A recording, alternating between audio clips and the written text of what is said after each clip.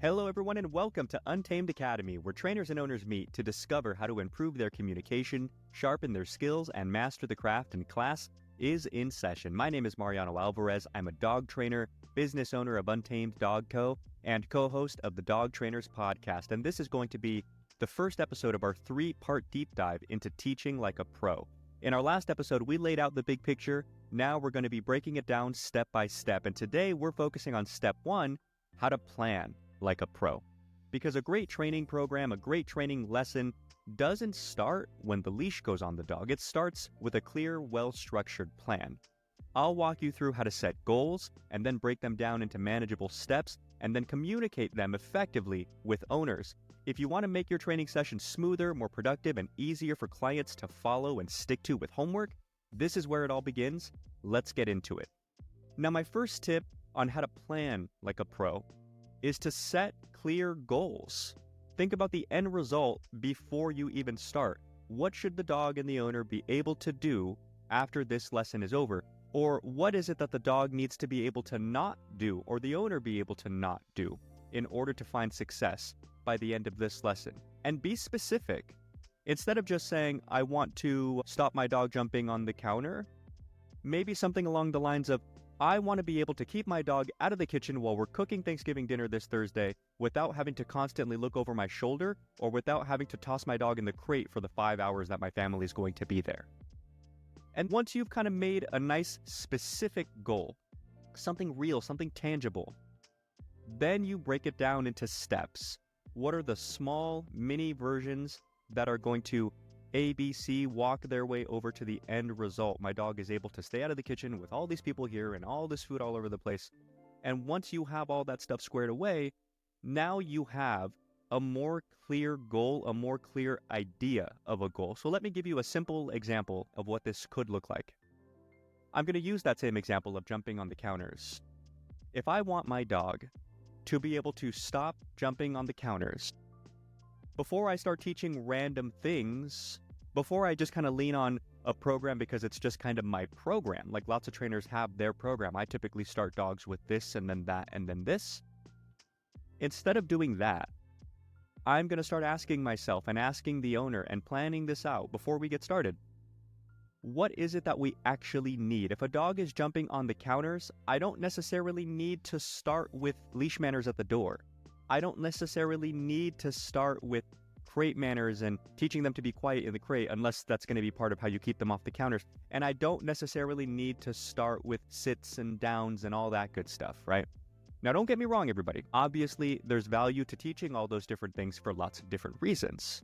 I look at it like a workout program. There's benefit to all these different workouts. There's reasons all these different types of equipment exist. It's not that it's bad, and it's not that you're wrong for using it if it makes sense to your goal, but my goal might be different than your goal. So for my goal, if the dog is jumping on the counter and that is the single biggest issue, then I'm going to start with teaching the dog to get off of the counter. And I'm probably going to start also with teaching the dog to just stay out of the kitchen. That's what I mean by setting a clear goal of what you're going to work on before you even get started, because it'll avoid you kind of walking around obscurely finding the target eventually. I don't want to start with sit and down and this and that, and then way later realize, oh, the out was really what they needed. Now, my second tip on how to plan like a pro is once you've set those clear goals, now you have a plan of attack for this lesson or for these next few lessons, whatever the time frame is. Once you have that plan, share that plan with the owners. Owners do so much better, you guys, when they have a roadmap. So make sure they know what to expect for the session. Now, of course, there is a sort of a middle ground here. Tons of dog trainers go too far too fast, and then owners are thinking of step 4 when they should be thinking of step 1. So in my opinion, the way to do this thoughtfully without overdoing it looks like this. While you're working on step 1, I'm going to have you start to think about step 2. And don't worry, I'll give you an example at the end of this, okay? But start planning ahead. Just don't let owners go too far ahead. An easy way to avoid that? Emphasize. I know this is coming next. I'll explain in my explanation in a second why this can be helpful in the real world, but I know that I'm telling you this is coming next. However, where I want your attention to be, where I want your focus to be, is not in what's coming next, it's in what you're doing right now. Now, my next tip is going to be to use the Michael Ellis approach. I think that Michael Ellis is the greatest teacher in all of dog training in the world right now. And what he says is, tell them what you're going to tell them. Then tell them. And then at the end of the lesson, tell them what you told them. And honestly, guys, I look up to Mike so much. That phrase there, that quote, is essentially the outline for Teach Like a Pro, my 3-step guide. Mike really is that guy. And if you guys like super high level teaching, look up Michael Ellis. You will not be disappointed. And my final tip on this is to give them something visual. Sometimes a little training outline that's printed, sometimes a sort of a visual aid like we've all seen the contingency square or like a Venn diagram. There's so many opportunities to lean on visuals so that you don't have to talk too long. And then there's an added benefit. If you give them a visual, like an email or a printed out, something, they can always review it a bit later on their own time, like when a student gets a syllabus for a class, which means I'll hand you this and we'll review it super quick, but then I want to get started, because if you want all the gritty details, read it later, right? Now, I was saying a second ago that I was going to give you guys a real-world example of focusing on what you're doing right now, but just starting to plan ahead a little bit and why that's valuable. So here's my example. If I were going to teach an owner how to get a dog off of a counter or get a dog off of a sofa, and I was going to do it with food, and let's say you have the dog on the counter, paws up on the counter, and I walk up to the dog's face, which is really high up because it's standing, essentially, right? And I take a treat to the dog's mouth. The dog now sees I have it, and I go off, and then I take my hand to the ground, and the dog follows my hand to the ground. And I say, good, and then give them the treat. Teaching the owner what to focus on would be get dogs' attention, and then lure them down. Get dogs' attention, then lure them down, and do it again and again and again and again. The step that comes after that I want them to start planning for is when the dog gets down, be ready to say the word good and open your hand so that the dog can get the treat. Because we've all seen it where the owner's so focused on doing a good job with the lure that they forget to go, oh, sorry, here, and they don't give the treat. That's what I mean by focus on what you're doing right now. The big piece of this right now is get the dog off the counter. But plan ahead just enough that when it comes time to open your hand to give the dog the food, the owner's not completely caught off guard, like, oh, give it to them now? Make sure that they understand just enough to kind of keep it in the back of their mind, but focus on what they're doing right now with a little bit of a tint on what's coming next. Hopefully that makes sense to you. Now, my third tip for planning like a pro. So now we've talked about setting clear goals, and now we've talked about once you have goals, you've shared those goals with the owner. So the third tip for planning like a pro is to establish a nice teaching workflow. And here's what I mean by that. A strong workflow could be something like explain what you're going to do, and then you demonstrate it, and then have them demonstrate it back to you, aka have them practice. And then at the very end, make time for questions. That's a simple workflow that not only can help a lesson individually, but if you really want to improve and upgrade your ability to teach, I would recommend, it doesn't have to be that exact workflow, but I would recommend that you make a workflow and then you stick to it. And then you make that clear. We were talking about explaining the plan to the owners. I like to make my workflow clear to the owners because now they know if I have questions during any of this, he already told me we're going to have time at the end for questions. And I can take that even further and say, if you guys like this workflow today, we're going to stick with this exact same workflow for every single lesson. Now they instantly know lesson 1, 5, 6 are all going to look like this. He's going to explain it, and then he's going to show me, and then I'm going to show him, and then he's going to let me ask questions. Establish a nice workflow. Balance structure and adaptability, because of course plans change, right? That's my next big step, is be willing and be comfortable not only adapting your plan. It should hopefully be a little more rare to have to adapt a plan when you take a lot of time to plan things out properly. But nonetheless, you guys, this is the real world, and every dog and every owner is unique, and you're going to have to adapt and evolve a plan. That's fine. I want you not only to be aware of that. What I really want you to do is practice making the owners comfortable with that. Why do I say that? Because owners will see that your plan is not working for whatever reason, right? Things happen.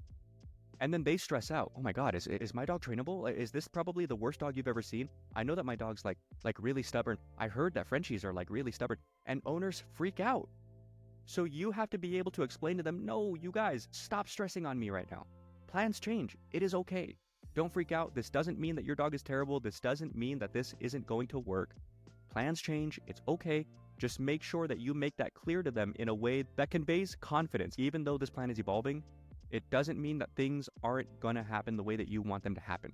Just trust in the process. Keep doing your homework. Keep paying attention. Don't let the stress get the best of you.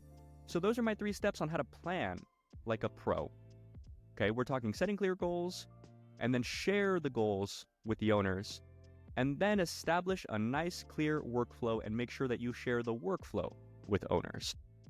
Now, I want to try something new, and if you guys like this, please do let me know, because if you do, I'm going to stick with this for the remaining episodes in this 3-part series, and maybe I'll stick with it for the rest of the episodes if you like it that much. I wanted to finish this with a trainer's toolbox. This is going to be sort of a bibliography type thing. This is where I've found certain books or certain resources that have been really helpful to me, and I want to share them with you, okay? And I'm putting it at the end here so that you don't have to try to go scroll back through the episode to remember this stuff, and I'll also put this stuff in the description of each episode so that you can just find it and copy it if you want to look these things up for yourself.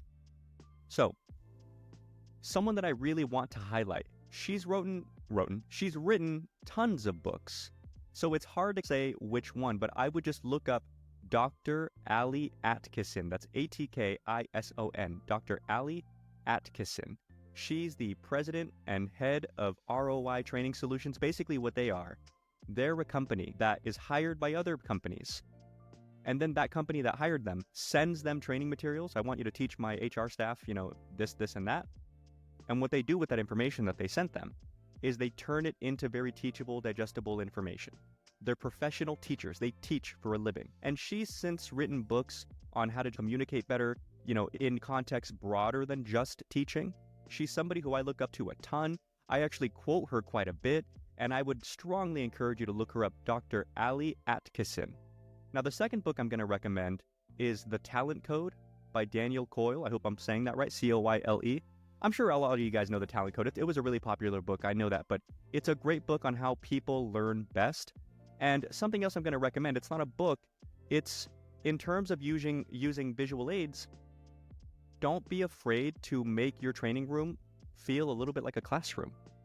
Get a chalkboard or a whiteboard, something that will allow you to write things down for people. We have in our training room a chalkboard and a whiteboard and mirrors that I write on with my markers, because it allows me tons of opportunities to put notes for people essentially so that they're not so stressed out to remember in the moment, right? Say sit, then pick up your hand, and then say good, and then give the treat. I'll just literally write the steps, boom, boom, boom, boom, right there in the mirror. That way when they're looking at themselves doing it, they also see the words at the exact same time. Don't be afraid to use things that help you write notes for people, especially when it comes to things like evaluations and consultations, because everybody kind of has their training model. You can draft it out for people. They can see it, and sometimes when they see it, it's different than just hearing it. So that would be my second tip for you. And then my third tip for you, goal setting. This is one I heard from my friend Clark Kegley.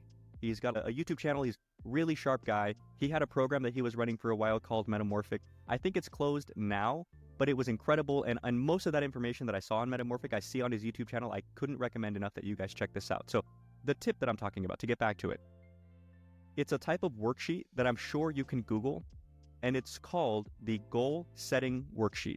And maybe there's a few different ways to do this, but the one that I saw, the one that I did as part of the program, imagine like a dartboard. There's a huge circle and then a bunch of smaller circles until you eventually get to the bullseye. And here's how this looks. It's kind of a mind map. You draw a huge circle, and on that circle somewhere, you write the word someday. And then you draw a smaller circle that's still big, but it's smaller than the biggest circle. And then on that circle, you write something like 2 years. And then a smaller circle, you write 1 year, smaller circle 6 months, smaller circle 2 months, etc., right? Until you get down to like 1 week, maybe even 1 day. And here's the point of this worksheet. This worksheet comes in conjunction with a series of honest questions that you have to learn how to ask yourself. So they go like this. Someday, if money wasn't a factor, if nothing was a factor, if this was just a movie and I had the best outcome I could possibly have, and I was the dog trainer that I really want to be someday, who is that person? Explain this person. What do they look like? What is their teaching ability? What is their financial situation? XYZ, right? So I'd be like, I want to teach like Michael Ellison. I want to do this like this person, and I want to do that like that person. And then once you have the someday, and the next circle past that is the 2 year circle, now you've got to ask these questions. Okay, if you want to be this perfect dog trainer and educator in the future, who do you have to be in 2 years' time in order to be on your way to someday? And then I have to go, man, I've got to be like halfway there, or maybe like a quarter of the way there, depending on what my time frame looks like, right? And then 1 year means I've got to be that much closer, and then 1 month means I've got to be that much closer. And the closer you get down to 1 week, 1 day, now the questions start evolving. If you want to look like this in 2 years, 1 year, 6 months, what do you need to start doing today? Obviously, you may not get done today, but what do you need to start doing today to start becoming this person, to start educating in this manner, to start being able to teach with this level of skill? And then the final rung of questions looks like this. Every day or every week, whatever your smallest circle is, you just have to ask yourself very honestly, now that you know what you were supposed to do today, just yes or no, did you do it? Just yes or no. No explanation allowed. And if the answer is no, then you get one more question, but this is a separate question. It doesn't go in the no answer. It's just a no. The second question becomes, okay, why not?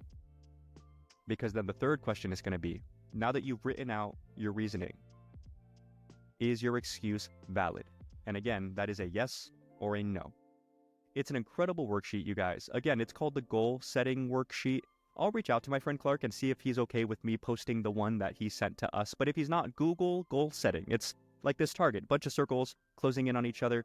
And I'm sure that you can find maybe, goal setting questionnaire or something like that that comes along with the goal setting worksheet. But I found that to be incredibly helpful. If you want to be something someday, start breaking down what that looks like. And that means now you turn a goal into a plan. Hope that makes sense. And that's it, you guys. That's step 1. If you nail the planning, everything else will fall into place. Next episode, we're going to cover how to teach in a way that actually sticks. This concludes our class here at Untamed Academy, and I thank you guys so much for listening. Please, you guys really, really do let me know. I'd appreciate your feedback so much. Like I've said before, I won't keep saying it. I'm sure this is getting old, but this new idea, this new format, I really would love to know. What do you guys think? Are there things you can improve? Are there things that you would like to hear about? You let me know. Instagram at Untamed Dog Co. And if you found this episode helpful, then please share it with the others who might also find it helpful. My name is Mariano Alvarez. This is Untamed Academy. Class dismissed. Thank you for being with us.